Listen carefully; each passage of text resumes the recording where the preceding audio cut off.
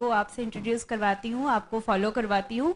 और अभी तक मैंने कई सारी मरीजों को डायबिटीज़ बीपी की दवाइयाँ बंद करवा दी। मैंने 4th स्टेज का कैंसर भी क्योर किया है और सीपी चाइल्ड्स पे भी मुझे काफ़ी अच्छे रिजल्ट्स मिले हैं। मैं आपकी डाइट भी फॉलो करवाती हूँ साथ में, होम्योपैथी मेडिसिन के साथ में। सर एक क्वेश्चन है कि आप जो 22 आवर्स में फीवर रिकवर होता है, citrus fruits and coconut water alternate लेना है। यदि हाई कोल्ड एंड कफ हो तो उस कंडीशन में भी सिट्रस फ्रूट्स दिए जा सकते हैं? Of course, every time high cold and coffee तो जरूर जरूर देना है। जी, ओके कोई सर। डाउट ही नहीं है इसमें। Okay, thank you so much sir. Sir मैं आपसे ज्वाइन होना चाहती हूँ कल आपकी टीम आज से। फीडबैक फॉर्म मिलेगा ना, उसमें आप लिखिए, उसमें कॉलम है इस चीज़ का। जी बिल्कुल बिल्कुल, thank you sir. Okay sir मेरा क्वेश्चन ये है कि मैं डीआईपी टाइट तो लास्ट मई से एडॉप्ट कर रहा हूँ। मेरा शुगर लेवल भी ठीक हो गया है, मेरा 5.7 H1B1C था। बट मैं आपसे एक जो क्वेश्चन करना चाहता हूँ वो ये है कि मैं थायराइड और जो बीपी की गोली साथ में चल रहा है उसको बंद करने का हिम्मत नहीं कर पा रहा हूँ। उसको आप मई से ले रहे हैं ना?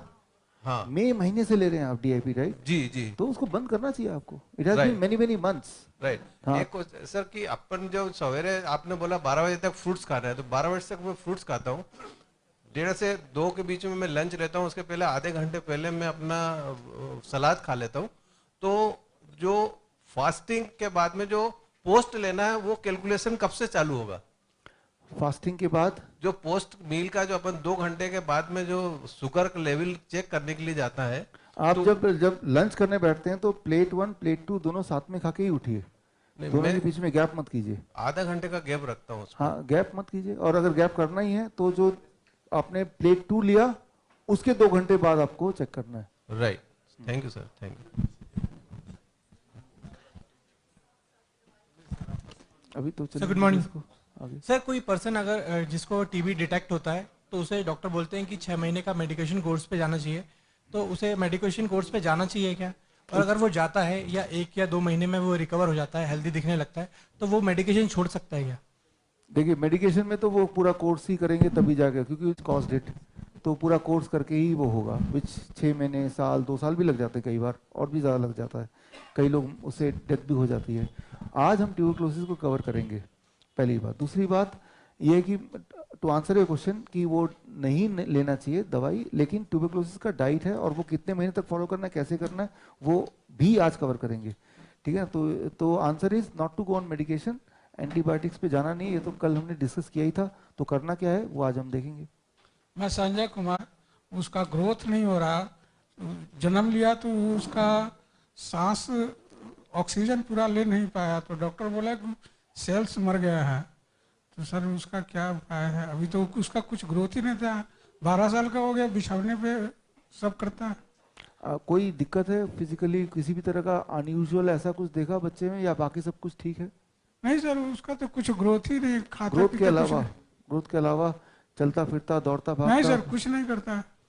आप उसके बारे में थोड़ा डिटेल में मुझे भेजेंगे तो मैं कुछ समझ पाऊंगा कहाँ प्रॉब्लम है। इतने से मुझे और इनपुट चाहिए होगा, कभी अलग से मुझे मेल कीजिए। ठीक है, थैंक यू सर। नमस्ते डॉक्टर साहब, मेरा नाम मैसेज अख्तर है, मैं भिलाई स्टील प्लांट से हूँ। मैं इससे पहले कि मैं अपना क्वेश्चन पूछूं, मैं आपसे एक बात कहना चाह रहा था कि आप बहुत ही महत्वपूर्ण काम कर रहे हैं हमारे देश के लिए, हम लोगों के लिए और सारी दुनिया के लिए। लेकिन और हमारे लिए बहुत इम्पोर्टेंट है और सभी के लिए इम्पोर्टेंट है, सारी इंसानियत के लिए इम्पोर्टेंट है। लेकिन इसके ये जो मिशन है, इससे कहीं ना कहीं बहुत लोगों के, बहुत पावरफुल लोगों के इंटरेस्ट भी हर्ट हो रहे हैं। इसलिए मेरा रिक्वेस्ट आपसे ये है कि आप अपना सिक्योरिटी सेफ्टी का भी ध्यान रखें। मेरा सवाल यह है कि मेरी बेटी अभी 18 साल की है। पिछले 1.5 साल पहले उसको फीवर हुआ था और बहुत हाई फीवर हुआ था। उसको 105 शुरू में हुआ, उसके बाद जब हमने हॉस्पिटल में एडमिट किया तो 108 तक शूट कर गया। आईसीयू में रही 10 दिन तक। उसको कोई डैमेज तो नहीं हुआ, सीटी स्कैन वगैरह सब किया गया, कोई डैमेज नहीं हुआ। लेकिन उसके यहाँ गर्दन में दर्द होता है और ये पूरे कंधे में दर्द होता है, और वो दर्द जो है ये उंगली तक फील होता है उसको। मतलब तो हमने डॉक्टर से बात किया तो ये बोलते हैं कि आपका कहीं कोई नर्व जो है वो प्रेस हो रहा है शायद। और वो बच्ची अभी भी वैसे ही है, बीच बीच में वो गोली ले लेती है एंटी जो पेन किलर्स वगैरह, तो थोड़ा ठीक हो जाता है। और उसको नींद बहुत ज़्यादा आती है। थोड़ा इसका कोई सॉल्यूशन हो सकता है क्या? पेन मैनेजमेंट उसको क्योर करने के लिए हमारे जो स्पेशलिस्ट डॉक्टर हैं, डॉक्टर पावन वधावन, मैंने पहले ही बोला था, आज भी वो होंगे। एक बार आप लोग मिल लीजिए जिनको मैंने बोला है, जी जी ठीक है? तो वो कुछ एक्सरसाइज बताएंगे, कुछ मेथड बताएंगे, कुछ एक्यूप्रेशर पॉइंट बताएंगे, जी जी जिससे धीरे धीरे, देखिए डाइट अंदर से क्योर करता है, बट इमीडिएट रिलीफ के लिए वो हवन। पवन मार रहा आज मेरा जब लेक्चर होगा ना, तब वो भी रहेंगे। है। Okay, thank you. आप इसके बाद जाएंगे तो वो वहां मिलेंगे।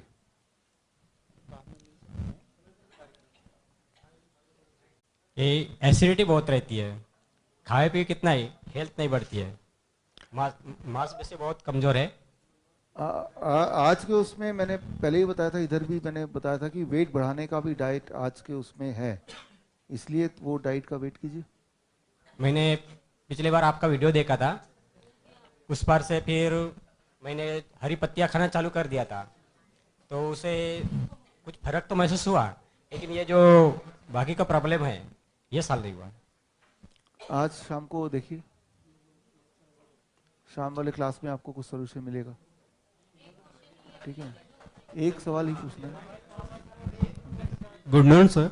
Myself, Dr. Abhay Rajgure from Nagpur. Graying? Below the age of 50, हाँ, graying of hair. graying of hair, and many people applying dye. Your suggestions? मेरे भी बाल सफेद हो रहे हैं तो जिस दिन सोल्यूशन मिल जाएगा मैं आपको बता दूंगा। Coloring agent applying. नहीं नहीं, वो सब ऐसा ना कि anything which is chemical and if you apply it, ultimately it is soaked by the skin, so those things are going to harm in some way. आपको जैसे मैंने डेंड्रिटिक सेल के लिए बताया था, याद रखिए डेंड्रिटिक सेल हमारे स्किन में भी होता है, पूरे बॉडी में, all the skin everywhere there is a dendritic cells. The moment you apply chemical in some form, those dendritic cell क्या है ये तो याद है ना आपको, या उसकी dendritic cell they die, and this means you are tempering, interfering with your own immunity, so don't apply chemicals. हाँ, henna is okay, it is good. Any chemical means anything which is synthetic, anything chemical, they are absorbed and they kill the dendritic cells. तो कुल मिला के बोलना चाह रहा हूँ, avoid those kind of chemicals. Right. Thank you, sir.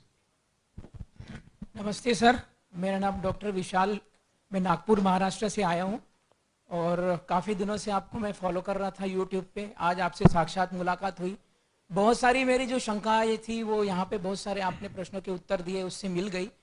आपसे मेरा एक ही सवाल है कि सिकल सेल अनीमिया जो होता है उससे बहुत सारे बच्चे पीड़ित हैं, और उनके लिए हम डाइट थेरेपी से या नेचुरल थेरेपी से कैसे उनको मदद कर सकते हैं? उनका एनीमिया का डाइट है, सिकल सेल एनीमिया का, आज वो भी पार्ट है among the 61 illness, this is also one of them. Okay, thank you sir. नमस्ते सर, मैं डॉक्टर बापू सेलोकर नागपुर से।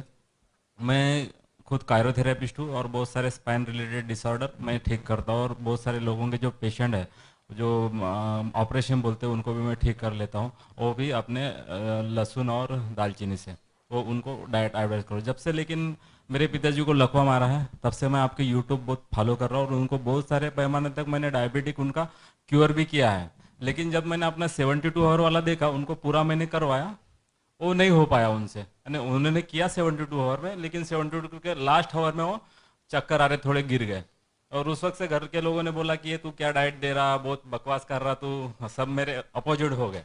तो तब मैंने उनको खाना खिलाना थोड़ा चालू कर दिया, लेकिन उसके बाद फिर उन्होंने मीट वगैरह थोड़ा ज़्यादा एक्सेस किया, तो उनको वापस दोबारा लकवा मारा था, यानी 1 साल बाद।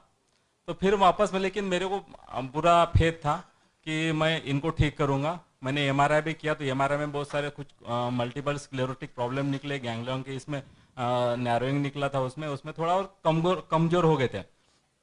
तो लेकिन वो अपने क्लोरोफिल और डाइट 1 प्लेट 1 माइनस प्लेट 2 कर दिया था, और रात में खाली प्लेट 1 प्लस प्लेट 2 रख रहा था।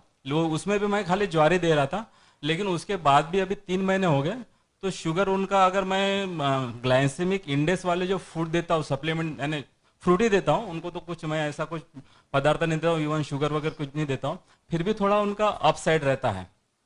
तो ये मेरे को प्रॉब्लम आ रहा, तो क्यों ना मैंने कुछ अपने पेशेंट में बहुत सारे लोगों को ठीक भी किया, और वो ठीक भी अच्छे से हो गए, लेकिन कुछ पेशेंट है कि जिनको मैं उनको ग्लाइसेमिक इंडेक्स खाने को अलाउ करता हूँ फ्रूट, तो उनका थोड़ा सा हाई रह रहा है।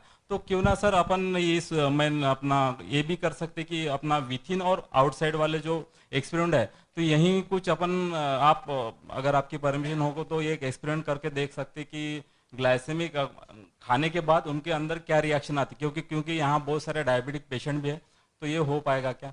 एक्सपेरिमेंट हमने कई बार हो गए हैं, उसका रिसर्च पेपर भी पब्लिश किया जो कि मैंने कल आपको दिखाया भी था। तो किस चीज़ से क्या होता है वो सारी चीज़ें हमने देखी हैं। पहली बात तो ग्लाइसेमिक इंडेक्स का मतलब है, देखिए कि किसी भी चीज़ में कितना शुगर है, कितना बॉडी में जा रहा है, बट हमारा जैसे ग्लाइसेमिक इंडेक्स मैंगो का बहुत ज़्यादा है, but that does not mean कि वो हमारी बॉडी के शुगर को बढ़ाएगा। तो वो जो ग्लाइसेमिक इंडेक्स है that do not go well with the body, तो उस पैरामीटर को ना ही देखें तो अच्छा है। और जो डॉक्टर्स होते हैं जिन चीज़ों का ग्लाइसेमिक इंडेक्स ज़्यादा होता है वो आपको मना कर देते हैं, नॉर्मली फ्रूट्स का ज़्यादा होता है मना कर देते हैं, लेकिन यहाँ आपने देखा है इतने सारे उदाहरण हैं कि भाई आप फ्रूट्स खा रहे हैं, मीठी चीज़ खा रहे हैं, ठीक भी हो रहे हैं।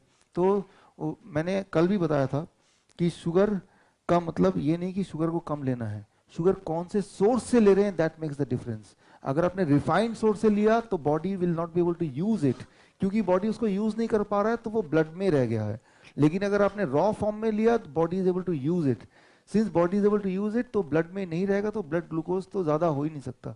नहीं, मेरे पिताजी 3 महीने से सर खाली रॉ फूड पे है, हाँ, मैक्सिमली तो है, और वो भी मैं सेकंड प्लेट देता हूँ, उसमें उनको खाली जो अपना हमारे यहाँ कुचला बोलते मराठी में, कुचला में खाली सांभर टोमेटो और चटनी वगैरह जैसे ही होता है, और खाली और बाजरे की रोटी देते हैं बस। ऐसा है ना कि मैंने कल बताया था कि कई बार हमें ऐसे पेशेंट आपको भी मिलेंगे और मुझे भी मिलते हैं 100 में से 1-2 कि कुछ भी करके भी हमें समझ नहीं आता कि क्यों नहीं हो रहा है जो रिस्पांस आना चाहिए, क्योंकि हर एक की बॉडी बहुत ही ज़्यादा यूनिक है। तो 100 में से 2 केसेस ऐसे मिल सकते हैं जहां हमारी प्रिडिक्टेबिलिटी फेल हो जाती है, तो उनको फिर और डायग्नोस करके या और समझना पड़ता है, साथ रहना पड़ता है ना। तो यही मैं बोल सकता हूँ। उनमें सर आई साइड अच्छी इंप्रूवमेंट हो रही है और लकवा भी इंप्रूवमेंट जो बोला था ना और मैंने आपको, और थोड़ा सा ध्यान से देखना पड़ेगा हमें टू अंडरस्टैंड कि उनकी मेटाबॉलिज्म में कहाँ पे कुछ हम कंट्रीब्यूट कर सकते हैं क्या, या थोड़ा और टाइम की जरूरत है। नमस्ते सर, नो क्वेश्चन। कश्मीर से आया हूँ सिर्फ आपको देखने के लिए, आपके साथ मुलाकात करने के लिए। यहाँ पर मैं एक बात कहूँ कि मेरे घर वालों ने मुझे मना किया कि आप मत जाओ क्योंकि हालात जो है बहुत खराब है। तो लेकिन यहाँ पे आके मैंने देखा ये सब कुछ मीडिया का जो है और पॉलिटिशियंस का है, बाकी कोई मसला यहाँ पे नहीं है। तो मेरा सवाल है, मेरे फादर को जो है 2 साल पहले चेस्ट में पेन हुई, तो फिर जो है डॉक्टर के पास लिया तो उन्होंने एंजियोग्राफी कराई और कहा कि 90% ब्लॉक है, तो इसके लिए जो है ज़रूरी जो है बाईपास करना है। तो लेकिन मैंने नहीं माना, तो उन्होंने कहा तो ये आप अपनी रिस्क पे करो, तो अगर आप नहीं कर रहे तो हम जिम्मेदार नहीं है। तो 2 साल से जो है वो मतलब दवाइयाँ ले रहे हैं। तो अब मैं ये चाहता हूँ क्या वो दवाइयाँ जो मतलब वो ले रहे हैं एक साथ बंद कर सकते हैं, क्योंकि जब से वो दवाइयाँ ले रहे हैं उससे पहले उनमें एनर्जी, हालांकि वो 70 साल के थे है, लेकिन उनमें एनर्जी लेवल बहुत ज्यादा है, लेकिन जब से दवाइयाँ ली है तब से वो बहुत वीक हुए हैं।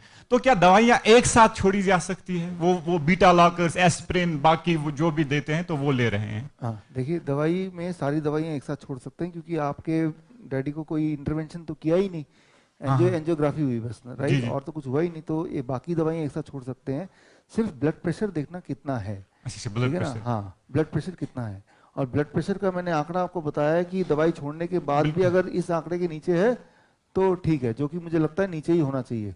अच्छा, और मेरी मदर जो है वो 18 साल से जो है दवाइयाँ खा रही डायबिटीज की, तो लेकिन मुझे लग रहा है वो डायबिटिक थी ही नहीं, क्योंकि इनका जो है दवाइयाँ जब वो लेती है तो 150 रहता है, तो और जब उनका डायग्नोसिस 18 साल पहले हुआ था तो 125 था, तो तब से वो दवाइयाँ ले रही है। वही है, ऐसा है ना कि ऐसा ही है कि आज से कुछ साल पहले, अबाउट 15 साल पहले से वो थे और अब भी बोलते हैं, और नया पैरामीटर को आज भी एक्सेप्ट किया है, तो दैट मींस ओवर डायग्नोसिस। बस वही ठीक है जिसने अपना डायग्नोसिस नहीं कराया, राइट, जिसने भी डायग्नोस कराया वो फिर बीमारी है फिर। Thank you sir. Hurmat is back, and I followed all your not all your instructions but partially, and I thank God I controlled my diabetes. I pray for your long life and success to God. मेरा एक question है कि मेरी एक छोटी पोती है, 3 साल की पोती है, ग्रैंड डॉटर है, तो उसको यहाँ पर सिस्ट निकला है गर्दन पर, तो वो क्यों उभरा है, तो और क्या इससे इलाज करेंगे हम उसका? देखिए सिस्ट निकला है तो पहला तो यही है कि उसको अब छेड़े ना, डोंट इंटरफेयर, छेड़े ना इसको और बढ़े ना, वो अपने आप ही खत्म हो जाए। उसके लिए अगर बच्चे को डेयरी प्रोडक्ट दे रहे हैं तो डेयरी प्रोडक्ट बंद कर दें। अच्छा। दूध और दूध के बने हुए कोई भी चीज को बंद कर दें। एंड नियर टू छोटा बच्चा है तो डीआईपी डाइट में छोटे बच्चों को हम बोलते हैं कि उनके पेरेंट्स को बोलते हैं कि वो जो भी हम बताएं फ्रूट्स हैं वेजिटेबल्स हैं उन्हीं के जूस फॉर्म में स्मूदी फॉर्म में उनको दें। लेकिन छोटे बच्चे हैं कई बार वो भी नहीं खाते, तो उन छोटे बच्चों के लिए हमने अलग अलग रेसिपीज भी बनाई हैं ताकि वो बच्चा स्वाद से खा भी ले और बिन ज़्यादा एफर्ट लगाए और बच्चा ठीक रहे ना। जूस तो, बहुत खाती है वो। हाँ तो हाँ जूस लेती है वो, लेती है तो काम बन गया आपका, फिर तो बन गया। तो नियर टू डीआईपी डाइट में जो इंग्रेडिएंट है वही दें, डेयरी प्रोडक्ट ना दें, एनिमल फूड खाते हैं तो वो ना दें। याद रखिए एनिमल प्रोटीन दे प्रोमोट ट्यूमरस ग्रोथ। कोई भी बॉडी में आउट ग्रोथ होता है तो उसमें कंट्रीब्यूशन होता है या वो हो तभी सकता है जब एनिमल प्रोटीन हो। कई लोग होते हैं हमारे पास आते हैं पेशेंट जो वेजिटेरियन होते हैं और बोलते हैं हमें क्यों ट्यूमर हो गया, हमें क्यों सिस्ट हो गया, हमें क्यों कैंसर हो गया। लेकिन प्रॉब्लम ये कि जो वेजिटेरियन होते हैं वो दूध बहुत ज़्यादा पीते हैं, फिर कि हम वेजिटेरियन हमें कहाँ से कैल्शियम मिलेगा या हमें कहाँ से खुराक मिलेगी। तो वो भी मेरे हिसाब से नॉन वेजिटेरियन है जो डेयरी प्रोडक्ट भी लेते हैं तो वो एनिमल है ना। तो to answer your question you stop feeding the baby dairy products and try to be near DIP diet. Add more greens आज और डिटेल में बताऊंगा मैं। हरा जो भी चीज हरे कलर का होता है, खास तौर पे लीफी कलर का चीज होती हैं, वो इस तरह के ग्रोथ को एकदम से रिटार्ड करता है, मतलब एकदम से डिस्ट्रॉय करता है। तो if you take care of this much it may take 3-4 months, it should go on its own. अच्छा, वन मोर क्वेश्चन अबाउट के बाद उस बच्चे के लिए तो नहीं क्वेश्चन है कोई? नहीं, थैंक यू सर। ठीक है। गिटा से टंडन बोल रहा हूँ सर। हमको कोलाइटिस है 7-8 साल से। हाँ। तो हमने आपका लास्ट ईयर डीआईपी फॉलो किया, तो जब भी फ्रूट्स लेते थे तो गैस होती थी और हम नहीं ले पाते थे या स्टूल बार बार होता था। तो मैंने खाली वेजिटेबल्स में किया और काफ़ी अच्छा रिजल्ट पाया, फ्रूट नहीं ले पाए। अभी भी कोलाइटिस है तो उसको कैसे हम उसको ठीक करें और कैसे हम फ्रूट लेना चाहते हैं, क्योंकि थ्रू आउट द लाइफ तो फ्रूट खाए हैं लेकिन कोलाइटिस की वजह से हम फ्रूट नहीं खा पा रहे हैं, तो उसको कैसे ठीक करें? देखिए कोलाइटिस का मतलब है कोलोन में पहला तो ये कीजिए आप फॉर नेक्स्ट 24 hours, अगले 24 घंटे के लिए आप fasting, we call it coconut water fasting, नारियल पानी पे ही रहिए और कुछ मत खाइए ना कुछ और पीजिए। और उसके बाद आप वेजिटेबल डाइट फॉर 2 days, सिर्फ वेजिटेबल ही खाना है, कुछ नहीं खाना और वो भी चबा चबा के ऐसे खाएं कि वे अच्छी तरह चबा के वो पेट में तो लिक्विड फॉर्म में ही पहुंचे 2 दिन, ठीक है। जब अब 3 दिन हो गया, चौथे दिन से now you try to include little bit of fruits. How much little bit? About 200 grams, 200 gram include करेंगे चौथे दिन से, बिकॉज बाय 4th day आपका जो कोलाइटिस है, कोलाइटिस का मतलब सिर्फ वो है कि अल्सर है वहां भी, ठीक है ना, घाव है। वो घाव अलग अलग जगह पे होता है, नाम अलग हो जाता है, अर्थराइटिस, ओटाइटिस, गैस्ट्राइटिस, कोलाइटिस, ये सब आइटिस है ना, तो बीमारी एक ही है, सब अलग अलग नहीं है। तो step 1 coconut water fasting, step 2 only vegetable for 2 days let's say, and step 3 include fruit slowly, and if you can do it, colitis है तो हफ्ता या 10 दिन इतना ही लगता है उसको ठीक होने में, हील होने में, तो ऐसा को कीजिए। और ये जब हो जाएगा हील तो फिर आप नॉर्मल डीआईपी डाइट पे आ जाइए। उसके लिए गैस वैस भी बहुत होती है तो वो भी ठीक हो जाएगा? गैस तो ठीक हो जाना चाहिए, नहीं गैस तो साथ ही साथ चलती है। हाँ नहीं, अब इस स्टेप वाइज करेंगे तो ठीक हो जाएगा। Okay sir, thank you. चलो। और आंख का मोतियाबिंद है, आंख के मोतियाबिंद में मैंने बताया था shoulder neck and I rotation exercise. मेरे यूट्यूब चैनल में जाके मेरी एक वीडियो है better I site without glasses, वो वीडियो देखेंगे तो उसमें एक्सरसाइज दिया हुआ है, उसको 3-4 महीने कीजिए। कैटरैक्ट हो या ग्लूकोमा हो, मैंने देखा कि 3 महीने 4 महीने लगते हैं, यहाँ भी हैं लोग जो ठीक हो जाते हैं। तो उसका ऑपरेशन नहीं करना है, ऑपरेशन नहीं करना है, अपने आप ठीक होना है, लेकिन वो एक्सरसाइज रोज करना पड़ेगा, 15 मिनट करना पड़ेगा और डीआईपी डाइट के साथ करना पड़ेगा। और हम जूस लेते हैं बॉटल का, नहीं लीजिए, करेला, आंवला, एलोवेरा बॉटल में पैक्ड होता है, हाँ हाँ, मत लीजिए। घर में जूस निकालिए, फ्रेश जूस, करेला, टमाटर और खीरा का। हाँ। नमस्ते डॉक्टर। पिछला साल मेरे को टीबी हुआ था अप्रैल में, 6 महीने का मैंने कोर्स किया, खत्म हो गया। अभी भी सांस फूलने, सीढ़ी चढ़ते या तेज चलते हैं तो सांस फूलता है। अच्छा, वो ऐसा ना कि टीबी का अगर सिम्टम रह गया तो आप ट्यूबरकुलोसिस का जो डाइट है आज बताएंगे शाम को, और ट्यूबरकुलोसिस के बारे में भी बताएंगे, उसको फॉलो कीजिए। कितने दिन फॉलो करना है वो भी उसमें दिया है। Okay, thank you. Hello sir, मैं एक सॉफ्टवेयर स्टूडेंट हूँ और मेरे पापा एक्ट्रोजेनेसिस के वजह से 2010 में उनकी डेथ हुई, और मैं यहाँ पे कोई भी बीमारी लेके नहीं आया। मैं इस फील्ड में और भी ज़्यादा सीखना चाहता हूँ और आपके जैसा मैं हेल्प करना चाहता हूँ, तो मैं फॉर्म भर दूंगा। मेरा क्वेश्चन है, जैसे आप मलेशिया में और इंडोनेशिया में आरटी करते हैं, रेसिडेंटल टूर, इंडिया में क्यों नहीं करते हैं? इंडिया में भी करते हैं। इंडिया में करते हैं? हाँ, इंडिया में साल में एक बार करते हैं, अभी और करेंगे, यहीं भोपाल में भी करेंगे, यहीं इसी कैंपस में भी करेंगे। और जब जब हम करेंगे, आपके फ़ोन नंबर तो हमारे पास आ ही गए हैं, वो ग्रुप में हम डाल देंगे, हमारे अगले प्लान करते हैं। तो एक बार से ज़्यादा अभी इंडिया में होने लगेगा? एक बार से ज़्यादा भी करेंगे। ऐसा है कि वो टाइम के ऊपर डिपेंड करता है कितना टाइम है। यहाँ पे जब करते हैं तो हमारी टीम लग जाती है, तो हमारा रिसर्च वर्क रुक जाता है। बाहर जब करते हैं तो बाहर की टीम लगती है, सिर्फ मुझे जाना होता है उन 3 दिन के लिए, इसीलिए यहाँ हम कम करते हैं, बट करेंगे अभी। तो सर मैं पूरी तरीके से मैं इसमें इन्वॉल्व होना चाहता हूँ, तो यस करेंगे और आपको जोड़ेंगे। Okay, thank you. Hi, how we can become a diabetes educator? Today you will get a feedback form. Okay. When you get this, ये जब आपको मिलेगा, इसमें फीडबैक फॉर्म है, उसको भरिए। यहाँ पे लिखा ही है डायबिटीज एजुकेटर बनना चाहता है कि नहीं, फिर tick yes, my team will contact you. Sir, सफेद दाग का क्या इलाज है इसमें? सफेद दाग का ये लंबा इलाज चलता है, वो हमारे पूरे आज जो देंगे आपको, उसमें स्किन का एक सेक्शन है, उसको आपको देखना पड़ेगा। नमस्ते सर। नमस्ते। मैं पटना बिहार से उत्तम लाल गुण। मुझे 98 में मेरा बहुत हाई रेटिनल डिटैचमेंट के कारण ग्लूकोमा का ऑपरेशन हुआ था। ऑपरेशन के बाद ग्लूकोमा हो गया सर, वो सिलिकॉन ऑयल फील हुआ। देन मैं 2000 में डायबिटिक हो गया और इंसुलिन काफ़ी दिन दिया, और अभी भी 22 यूनिट इंसुलिन लेता हूँ। अच्छा। और एक मेटफॉर्मिन लेता हूँ। तो मेरा जानना है कि ये डायबिटिक वाले पर तो आपने दे दिया आंसर बहुत सारा, कि ग्लूकोमा में कोई रिकवरी ऐसा हो सकता है, हीलिंग हो सकता है या नहीं ऐसे केस में? मैंने अभी भी बताया, मेरा एक विजन का लॉस हो चुका है 99%, और एक आई में विजन है 6/18 sir.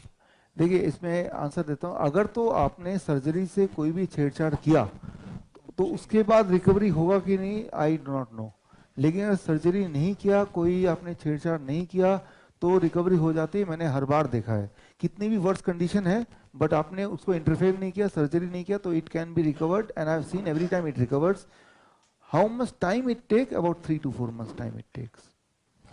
Okay, good afternoon doctor साहब। मेरा वैक्सीनेशन के बदल के जो आपने परसों, सॉरी कल या परसों जब आपने वो बोला था, तो उसके ऊपर मेरा ये डाउट था कि जैसा आप बोलते हैं अगर टेटेनस का जरासीम ना हो, हाँ, तो वैक्सीन क्यों देना है? नहीं देंगे। जहाँ होगा वहाँ देंगे। तो अगर देना है तो वैक्सीन क्या होता है, एक जो टॉक्सॉइड है टेटेनस का जो इंजेक्शन है, ये एक मरा हुआ डेड या वीक स्ट्रेन है टेटेनस का, तो वो देके भी क्या फायदा है, ऐसा आपका कहना था। मगर इसमें क्या कहता है, tetanus vaccine is a toxoid. Yes yes. Tetanus क्या होता है? बेसिकली बैक्टीरिया है, क्लोस्ट्रीडियम टेटेनाई, जो कि एक जहर सीक्रेट करता है, टेटेनोस्पाज्मिन जिसे कहते हैं। और टॉक्सॉइड क्या होता है? टॉक्सॉइड वीक स्ट्रेन होता है, क्या मरा हुआ वैक्सीन होता है। वही जो क्लोस्ट्रीडियम बैक्टीरिया है वो मरा हुआ है, तो उसमें से भी वो निकलता है। टॉक्सॉइड ये काम करता है कि टॉक्सिन को मारने का काम करता है। कैसे? एक सेकंड मैं आपको बताऊंगा। The tetanus vaccine is a toxoid, meaning that it protects against the toxin produced by the bacteria. कैसे होगा ये? मैं अच्छा, यू कंप्लीट योर क्वेश्चन। अच्छा, मैं जाता हूँ और आपको बोलूँगा। मिला के उसकी बॉडी है, ठीक है। तो वैक्सीन, जब भी वैक्सीन बोलते हैं, वैक्सीन का मतलब होता है कि इसी का एक पार्ट लेके, चाहे ये पूरा लेके इसको हीट करके इनएक्टिव कर दिया हो, या इसका एक प्रोटीन पार्ट ले लिया कि प्रोटीन पार्ट अपने आप में इनएक्टिव है ही, इसका एक पार्ट मैंने ये वाला पार्ट लिया या ढक्कन लिया या ये लिया या वो लिया इसी से, ठीक है ना। ये पूरा बैक्टीरिया है, इसी में से कौन सा पार्ट लिया उसके हिसाब से आपने उसका अलग अलग नाम रख दिया। किसी को टॉक्साइड बोल दिया, किसी को प्रोटीन फ्रेगनेंट बोल दिया, किसी को कोई और चीज बोल दिया, लेकिन है कुल मिला के यही कि इसका कौन सा पार्ट ले रहे हैं, ठीक है ना। तो कोई भी एक पार्ट लेके उसको बॉडी में इंजेक्ट करते हैं, तो बॉडी क्या करता है, उससे लड़ने के लिए वेपन्स बनाता है। That is it, right. तो मैंने जो कल लॉजिक दिया था, आज इसके बारे में, वैक्सीन का मेरा खत्म नहीं हुआ था, वो एक पार्ट था, आज एक पार्ट और होगा, राइट। इसलिए मैं इसको शॉर्ट में बता रहा हूँ, क्योंकि एक पार्ट होना ही है, ठीक है ना, रेबीज जैसे है।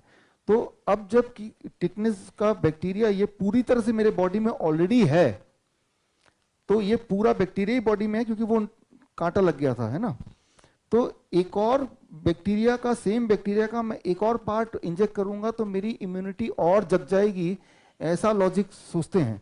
लेकिन ऐसा कैसे होगा, क्योंकि ऑलरेडी पूरा है। आपके बॉडी में टिटनेस का कोई बैक्टीरिया नहीं है, आपके बॉडी में मैं वैक्सीन डालूंगा तो आपकी इम्यूनिटी जागृत हो सकती है, राइट। वैक्सीन डालने का मतलब मैंने इस बैक्टीरिया का एक पार्ट अंदर बॉडी में डाल दिया, लेकिन मेरे बॉडी में तो पूरा का पूरा ही आ गया ना।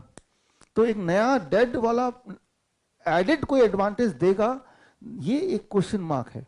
इसका आंसर आप सब भी ढूंढिए, मैंने तो ढूंढा था, वो जर्नल का रिपोर्ट भी दिखाया था और आज भी और दिखाने वाला हूँ, ठीक है ना। कि आप उसको साइंटिफिकली कोई भी नाम दे दें, लेकिन आप बोलना एक ही चीज चाह रहे हैं कि ये बैक्टीरिया का मैं एक कौन सा एक पार्ट लेके आपके बॉडी में डाल रहा हूँ, यही बोल रहे हैं। उसको ट्रीटमेंट करके, उसको हीट ट्रीटमेंट कर रहे हैं या केमिकल ट्रीटमेंट कर रहे हैं, ताकि वो कहीं ऐसा ना हो कि वो भी घातक हो जाए।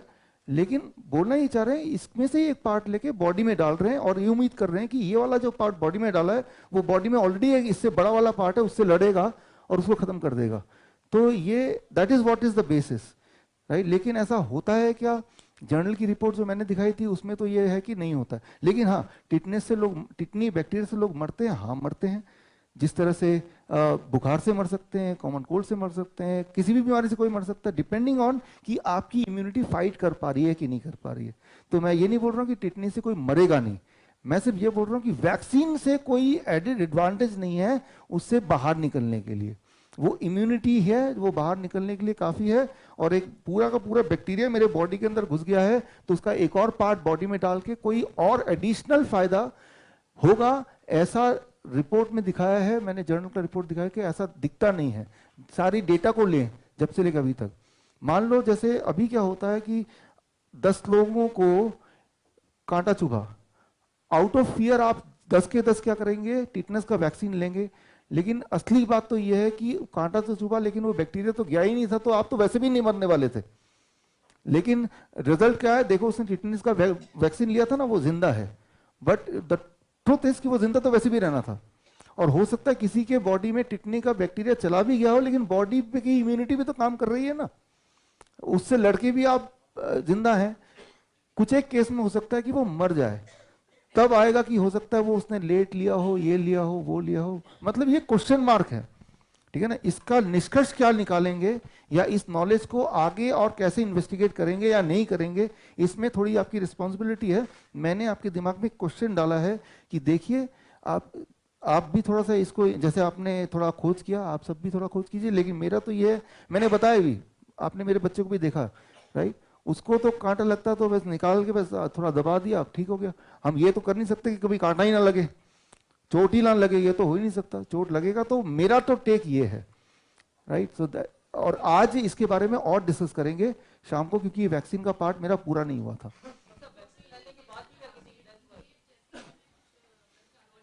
हाँ, that is vaccine, that is not required. कुछ भी नहीं होगा, वो तो इलॉजिकल है।